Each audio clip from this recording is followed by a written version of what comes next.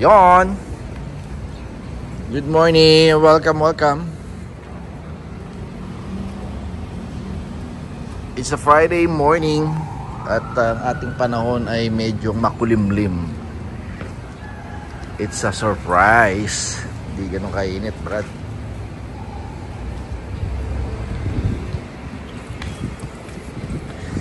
Yes, meron tayong bisita. And first time ko yata. First time ko makakita, sir, ng 2024. Sabi ni Sir, February daw niya nililisto. Yeah, this coming this February 2024. It's a 2.8 Fortuner Q variant. Yes, this is a bagong muka. So categorically, yung mukha ni LTD kinuha na ni Q. Hindi naman sa nawalan ng LTD. Ganito pa rin po itsura ng LTD, pero naging pattern niya na ngayon para magkaroon ng Q na magkamukha na sila. Yes, this is a Q variant dahil yung headlight pa rin niya permis pa din. It's the same headlight simula nung nabuhay ang Q variant dito sa Pinas.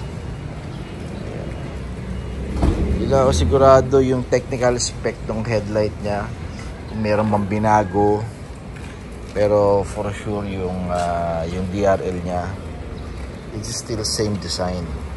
Napaka glossy ng loob.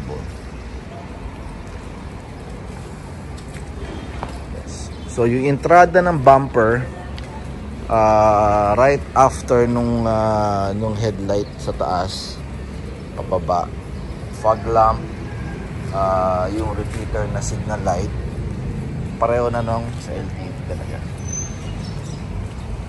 Hanggang dito sa yung continuity nung kilay niya papunta rito sa grill, pareho na yun, no? Diba? Hindi na mukhang entry level. So by the way, this is a pearl white. So pag pearl white, may additional, syempre. Bagong bago at amoy bago. Pero yung mags niya, hindi ko lang alam kung pang LTD na rin to eh. So ikakabit natin dito. Sarap kabitan ng ano nito, ng DRL. At yung since wala pa tong wala pang hood lift assist NDRL module, yan nagkakabit natin sa kanya. Okay, bablow natin to para makita nyo. Okay, so balik ako guys, kaya alis dyan lang kayo, dito lang ako. As you can see guys, nakabit na natin yung sa right side. May ilaw yung DRL nya sa lower part, o yung second DRL, nakasindet, naka-on yung fog lamp. Supposedly pag nakailaw yung second DRL na yan, patay na dapat yung main DRL dun sa headlight. Okay, yun dapat, patay dapat. Pero since nilagyan na natin ng module, bukas na siya. So as you can see, dito sa driver's side or sa left side, hindi pa natin kinakabitan yan, sir, ng module.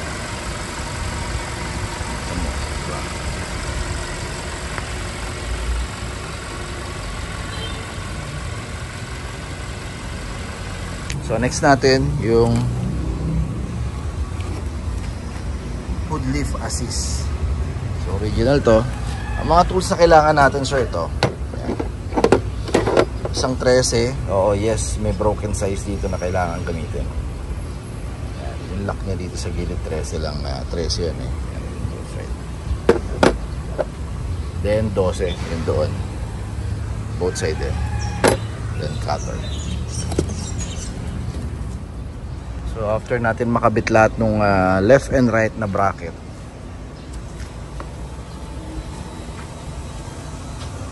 then bracket dito sa baba, ayan, then sa kapila rin.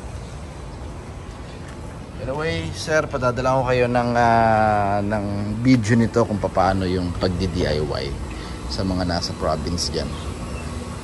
So, kabit natin to. Once na naikabit nyo na yung mga bracket, ito mag-automatic naman na mag-click to. Right. Kabila.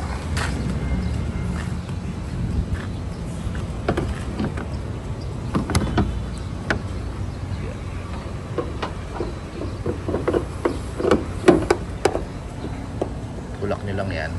Yun, lock na yan. Hindi mo naman tatanggal basta-basta yan.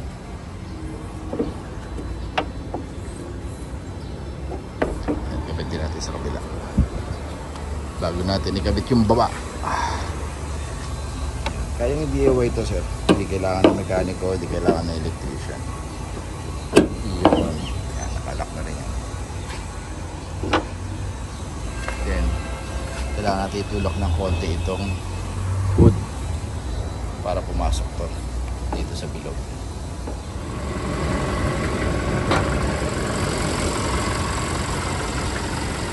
Yun final video tayo, sir, ma'am. So this is a 2024, last February lang ni-release. Yes, it's a Q variant na facelifted. Ginawa na siyang LTD look, but not the headlight. The headlight still the same. The design is still the same, walang binago. Yeah, yung strip type ng DRL ng headlight niya, nandun pa din yung pagiging Q. Okay, syempre makina is 2.8 pa din. 2.8 lang naman yan. The top of the line engine na merong 210 horsepower if I'm not mistaken, and 300 din na 500 Newton meter of torque to. Itong engine na yan, ganyan kalakas yan pero 4x2.